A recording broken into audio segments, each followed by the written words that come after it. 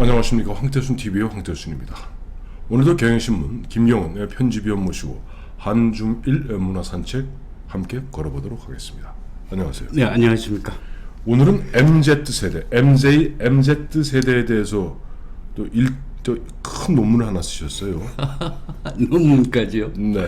보니까 이준석, 36세의 이준석 씨가 제1야당 국민의힘 대표가 되니 요즘 이른바 MZ세대에 대한 관심이 폭발하는 것 같습니다. 네, 주목도가 높아지고 있죠. 네.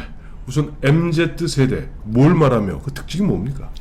예, MZ라는 거는 미니멈 세대 네. 플러스 Z라는 건 신세대, 신인류라는 뜻의 그냥 조어죠. 네. 그것을 합친 것인데 그것은 1980년대에서 2000년 초반까지 태어난 우리 젊은이들을 이야기를 합니다. 예. 근데 이들에게서 다른 세대에서 볼 수 없는 아주 독특한 특징을 발견할 수 있는데요. 공정의 가치에 대해서 강조를 하고 있다는 것입니다. 그래서 이들을 공정의 세대라고도 이름을 붙이기도 하더군요. 네. 그렇게 이름 붙이는 사람들이 얼빠진 사회학자들이죠. 솔직히 말해서 아니 역사상 제가 늘 드리는 말씀입니다만 지금부터 3,800년 전에 그 수메르에 보면 하므라비 보면 요즘 젊은 것들은 싸가지가 없어서 버릇이 없어서 돼 있고 역대 어느 순간 어디에도 항상 신세대는 있었어요. 거기다가 젊은이들을 보고 한마디로 버르장머리 없다고 했죠. 싸가지 없는 놈들이라고 그러죠. 근데 아니 요즘 Z세대이겠습니다만 저희가 한 20년 전 젊을 때만 해도 뭐 X세대 또 조금 전에도 Y세대 Z세대 끝나면 또 무슨 세대라 할거? 다시 A로 돌아가겠죠. A세대로 돌아가고 그래요. 그러니까 그리고 역대 어느 세대에서 어느 세대가 공정을 중요시 생각 안 하는 세대가 어디 있습니까? 심지어는 문재인 씨 같은 경우도 공정. 입만님이 얘기하잖아요. 기회는 평등하며 과정은 공정하고 결과는 정의로울 것이다. 그 사람도 그래요. 그러니까 그 공정이라는 것은 이 사회학자들이 괜히 쓸데없이 이것저것 붙여서 뭐 저는 한마디로 지금 MZ세대의 특징을 딱 한마디로 꼽으라면 결정장애 세대라고 봅니다. 그 조금 아니 뭐 우리 달리 볼 거 있어요. 우리 자식뻘들이 바로 그 아이들인데 MZ세대인데 MZ세대 애들이 결정장애 뭘 결정을 못 해요. 뭐 또 그런 측면도 있죠. 아니 그런 측면 불과 오늘은 갑자기 MZ세대가 무슨 뭐 하늘나라에서 백마 타고 온 뭐 손오공 같이 얘기하고 있습니다만 불과 작년 재작년까지만 해도요. 요즘 젊은이들은 너무 패기가 없고 자기 의사결정을 못하며 결정장애 세대라고 욕했던 것이 불과 2-3년 전입니다. 뭐 물론 그 아이들이 사실은 뭐 가난이라는 거 전혀 경험하지 않은 배고픔이라는 걸 경험하지 않았고 사실은 부모들이 그들의 인생을 살아주려고 했었던 모습들도 우리가 갖고 있지 않습니까? 그 대표적인 게 조국의 문제 아니겠습니까? 맞네. 조국 딸, 조민이, 조국 아들, 문재인이 아들, 문재인이 딸, 다 MZ세대네. 그러나 어떻든 우리가 그 사회학자들도 그 분류를 하는 거 아닙니까? 세대의 분류도 그래야 뭐 우사하니까 이놈들이. 우리가 뭐 나이를 가지고 그 구분을 했었던 것은 사실은 지금 대표님 말씀하신 대로 특별한 문법도 아니에요. 맞아요. 그렇지만 우리가 거기에서 조금 더 다르고 긍정적인 것에 대해서 한번 발견해보자 하는 취지로 제가 그 메모를 드린 것이긴 합니다. 그 열받았어요. 이게 열받은 게. 어떻든 그런 사례들이 최근에 좀 드러난 게 있긴 해요.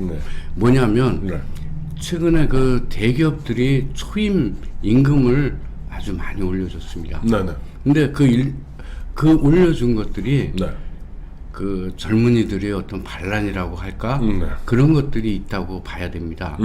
그 하나가 저 노조를 뭐 이렇게 좋아하지 않는 어떤 기업이 있지 않습니까? 그럼 삼성. 물론 그 기업에도 뭐 노조는 있습니다만 이 밀레니엄 세대 또 Z 세대들이 그들만의 독립된 또 노조를 만들겠다. 이렇게 나서고 어떤 젊은이는 회장한테 네. 다른 기업입니다만 회장한테 카톡을 보내가지고 SK라고 얘기하세요 그냥. 너무 조심했나요? 아 그럼요. SK 어느 젊은이가 뭐 저희 회장한테 카톡 보내갖고 뭐 단톡방이겠죠. 예. 그래가지고 성과급의 산정 기준을 밝혀달라 이러면서 불공정하다면 네. 임금으로 보상해야 되는 것이 아니냐 하는 이제 자기의 목소리를 당당하게 이렇게 밝힌 친구들도 있고 네. 요새 그런 사례들이 하나씩 둘씩 드러나는 거는 인정해야 할 겁니다. 예, 이제 문학적으로 이제 1920년, 30년 그 세대에 보면은 어떤 이 정확한 명칭이 뭔지 모르겠습니다. 뭐 제가 그래도 제가 꼴에 제가 대학에서 영문학을 전공하지 않았습니까? 이 영문학 우리 이제 근대 현대 이제 영미 이 소설을 갖다 연구하다 보면 그 대목이 나와요. 1930년대 성난 얼굴로 돌아보다 하는 새로운 이제 풍조가 나옵니다. 또 우리가 너무나 잘 알고 있는 1968년 68세대 한마디 히피라고 그러죠. 히피 문화 68세대. 다음에 우리 같으면 서태지 세대. 가만히 보면은 그 세대들이 왜 나왔을까 곰곰이 생각해 보면 편안한 환경하에서는 그런 어떻게 보면 돌출 행동이 안 나와요. 맞습니다. 그러니까 우리가 1920년대, 30년대 공항을 그 대공황 그 막 겪으면서 어떻게 보면 이제 생존의 몸부림인 거라. 68세대, 우리 68세대 얘기합니다만은 1945년도 2차 세계대전이 끝나고 사실 미국 같은 경우는 사상 유례없는 호황을 누립니다. 미국은 그랬죠. 유럽도 어쨌든 뭐 마샬 플랜 등등을 통해서 어마어마하게 이제 재건해. 그러면서 거의 60년 초반이 되면 그러니까 2차 세계대전 전후로 이제 경제 회복을 하게 됩니다.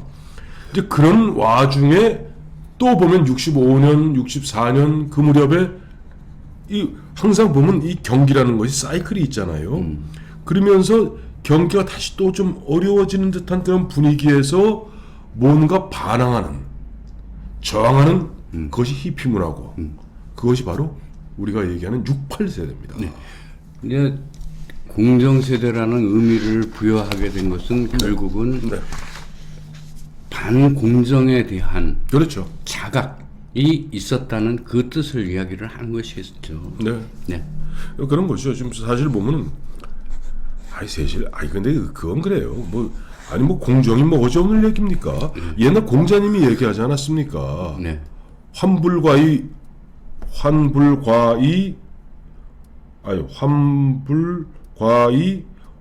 환불균. 부족함을 걱정하지 말고 고르지 못함을 걱정하라. 이건 이미 2500년 전에 공자님이 설파한 이야기입니다. 지금 뭐냐니까 그거 갖고 나중에 보면 우리는 저 정약용, 다산 정약용도 그걸 다 인용해서 썼습니다만은 결국 보면 이미 2500년 전 당시 춘추 전국 시대에도 결국 가장 핵심적 문제는 예를 들어 고루 가난할 수는 있고 고루 부자일 수는 있을 때 공정치 못함으로써 그런 어떤 이제 부익부 빈익빈 이건 못 참는다. 그러니까 간단하게 제가 알고 있는 그 절친한 친구가 너무 쉽게 풀었죠. 배고픈 건 참아도 배 아픈 건 못 참는다. 즉 그게 공정인 겁니다. 그러니까 제가 거듭 이야기하지만 난 요즘 보니까 요즘 뭐 이준석 이후에 뭐 민주당 뭐 벌벌벌 떨면서 뭐 하는데 절대 그래서는 안 됩니다. 그건 왜냐면 자칫 잘못하면은 아까 우리라는 게 지금 보면 과거 예를 들어 지금 빌 게이츠나 이런 사람들 다 이단화였습니다. 이단화 아니었겠? 이단화입니다.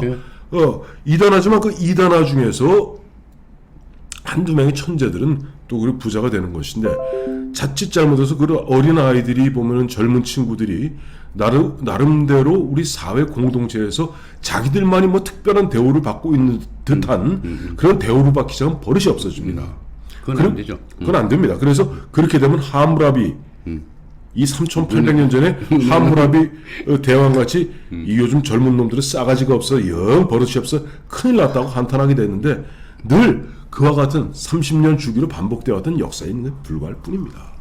너무 과다한 의미를 부여해서도 안 되고 그렇다고 그 무시해서도 안 된다는 게 제 생각입니다. 환불, 과잉, 환불균. 맞습니다. 그래요. 그 문제 여기 쭉 쓰셨고 또 일본 얘기 좀 하시죠. 뭐 일본은 보니까 좀 완전 고용 상태임에도 불구하고 뭐 히키코모리라고 그러나요? 예. 뭐 사토리라고 그러나요? 그게 많다면서요? 스고모리. 스고모리. 예. 스고모리는 이게 칩거하다는 네. 스코모루가 이제 칩거하다는 뜻이고 네네. 스코모리 하면은 그거는 이제 집콕죽이라고 할까요? 네네. 그렇게 얘기를 하는데 네. 그 사토리족은 조금 다릅니다. 그 친구들은 잃어버린 20년 그 기간에 성장기를 보낸 사람들이거든요. 그러니까 그들이 그 선배의 세대가 열심히 공부해가지고 명문대학에 가서 거기 졸업해가지고 또 어려운 취업난을 극복하고 네. 대기업에 이름 있는 대기업에 들어갔지만 네. 그들의 삶이 네. 뭐 그렇게 풍족하거나 만족해 보이지 못한다는 걸 깨달은 거예요. 그래서 그들은 이제 뭐 굳이 공부도 열심히 하지 않고 또 뭐 굳이 취업을 하려고 하지도 않고 그 대신에 자기가 하고 싶은 것을 하되 씀씀이를 줄이는 패턴으로 자기의 삶의 형태를 좀 바꾼 것입니다. 조금 허무주의적인 것도 있어요. 그렇긴 한데 어떻든 일본의 그 사토리 예. 사토리. 예, 사토리의 세대가 네. 아무튼 지금 약간 문제는 좀 되고 있습니다. 이제 갑자기 이제 그 말씀하시니까 두 가지 생각나네요. 네. 일본 홋카이도 가면요, 네. 삿포로 홋카이도 대학이 있습니다. 홋카이도 가면 그 삿포로 대학이 쫙 그 플라타나스인지 뽀플란지 모르겠다. 그 길이 기가 막히게 좋아요. 그리고 거기 이렇게 비석이 하나 있습니다. 거기 뭐라고 쓰였냐? Boys be ambitious. 소년이여 야망을 가져라. 그것이 그 당시 이제 홋카이도 대학에 와서 왔던 그 누구죠? 그 미국의 그 유명한 그 양반이 그 떠나면서 남겼다는 그 Boys be ambitious. 소년이여 야망을 가져라는 것이고 또 하나는 뭐냐니까 죽은 시인의 사회라는 영화 보셨어요? 물론이죠. 네, 거기 로빈 윌리엄스 자살했지만 그 로빈 윌리엄스가 이제 그 학교 선생님으로 나와서 그 명문 고등학교죠. 명문 고등학교에서 부모들의 등살에 그저 명문 대학을 가기 위해서 다람쥐 쳇바퀴 돌 듯한 그런 삶을 사는 그 아이들에게 그런 거 하죠. 책상에 올라서라. 그리고 까르페디엄. 까르페디엄. 즐겨라. 바로 현실에 충실해라. Seize the present. 현실에 충실해라. 근데 그런 부분에 있어서는 아까 조금 전에 말씀하신 일본의 그 사토리족 같은 경우는 현실에 충실하다기보다는 어떻게 보면 패배주의, 허무주의. 빠져있죠. 근데 그럴 수밖에 없었던 사건이라 그럴까? 좀 이런 게 있습니다. 근데 일본이 이제 대기업 그 대학 졸업자들하고 네. 비졸업자들하고 거의 임금 차이가 없습니다. 근데 독일도 그래요. 예. 네. 근데 우리 돈으로 하면 한 지금 210만 원 정도 되는데 물론 우리랑 그게 임금 책정법이 다릅니다. 네네. 그래서 수당이 많이 붙기 때문에 그러니까 일본 현재 일본의 그 저 대졸 신입사원 초봉이 한 210만 원. 그러니까 대략 한 20만 행 정도. 예, 그 정도 되는데 네네. 수당이 이제 별도로 이제 많이 붙기 때문에 네네. 그 차이는 있습니다만 네네. 아르바이트를 해서 똑같은 시간에 일을 하면 네. 거의 뭐 한 200만 원 육박할 정도로 네. 받는다고 합니다. 네네. 그러니까 이들이 굳이 뭐 그렇게 애써서 일해도 되느냐 하는 허무주의에 빠질 수 있는 하나의 조건이 됐고요. 네네. 또 다른 하나는 네. 우리랑 조금 다른데 얘네들이 지금 뭐 완전 고용이라고 그러면서 막 떠버리지 않습니까? 네네네. 근데 그것은 제가 보면 약간 환시적인 현상이 아닌가 하는 시다. 예. 그건 왜 그러느냐면 네. 일본은 잘 아시다시피 지금 인구의 감소가 우리보다 훨씬 빠르고 고령화도 훨씬 더 많이 진척되어 그렇죠. 있는 상태입니다. 네. 그러다 보니까 거의 이제 뭐 그 일자리에 비해서 노동력이 훨씬 더 부족한 네네. 상황이 되다 보니까 네. 그 알바를 해도 그렇게 높은 임금을 줘야 사람을 쓸 수 있는 그런 상황이 된 거죠. 네. 근데 재밌는 것은 얘네들은 그 실업률을 계산할 때도 네네. 우리랑 좀 다릅니다. 상위 62개의 대학의 취업률만 가지고 따집니다. 취업률 빼기는 이제 실업률이 되니까요. 네네. 그러니까 약간의 환시 현상도 있다. 그리고 거기 아까 사토리 같은 그런 취직을 할 생각도 없는 사람들은 거기에 다 빠지고요. 네네. 우리나라도 뭐 통계는 그렇게 잡습니다만 그 숫자는 우리가 뭐 취업을 안 하려고 하는 사람보다는 훨씬 많다고 봐야 될 겁니다. 근데 참 재밌어. 사토리라는 게 한자로서 득도라면서요. 네, 득도입니다. 그러니까 쉽게 얘기하면 네. 그러니까 아까 제가 말씀드린 깨달음이 있다라고 말씀을 드렸는데 네네. 그 깨달음을 이제 그 비아냥이라 그럴까 아니면 반어적으로라 그럴까 그런 그 뭐 달관했다 하는 것에 대해서 이렇게 반대 표현을 한 것으로 보입니다. 그래요. 저는 일본 같은 경우는 이제 그와 같은 문화를 이제 이해할 수 있을 것 같아요. 왜냐하니까 일본은 철저한 계급 사회고 봉건 사회였습니다. 그리고 뭐 아시겠습니다만은 이 저 메이지 유신 이전까지 일본 전체가 한 300여 개의 그 이제 다이묘 번으로 되어 있었는데 다이묘에서 탈번하는 순간 그 번에서 저쪽으로 흔한 이야기로 번주에 허락 없이 다른 데로 옮기면 사무라이를 할지도 목이 잘렸습니다. 그렇습니다. 예. 그리고 거기 있는 농민들 그 직업을 가진 사람도요 번주에 허락 없이 자기 멋대로 직업을 못 바꿨습니다. 예. 그러니까 유일한 성공은 아버지보다 나아지는 게 유일한 성공. 그렇죠. 철저한 계급사회, 봉건사회, 폐쇄사회고 그러한 것들이 잠깐 어느 순간 이제 2차 세계대전 끝나고 우리 6.25 전쟁을 통해서 이제 특수를 노리면서 도쿄올림픽 개최하고 그다음에 1980년 초반에는 드디어 뉴욕을 공습하지 않습니까? 그래서 공습이 아니라 비행기 공습이 아닙니다. 돈으로 부동산을 다 타고 엠파이어 스테이트 빌딩을 사버리고 뭐 이런 일이 있다 보니까 1985년 그때 미국 레이건 정부가 낙하산에 일본 정부의 목을 졸라버립니다. 그래서 그때 제 기억에는 이 1달러당 120엔 정도 하던 환율을 잘라버리죠. 딱 잘라서 240엔으로 콱 거꾸로인가 하여튼 거꾸로죠. 거꾸로죠. 240엔 하던 걸 갖다 120엔으로 억지로 정확히 두 배로 끌어올립니다.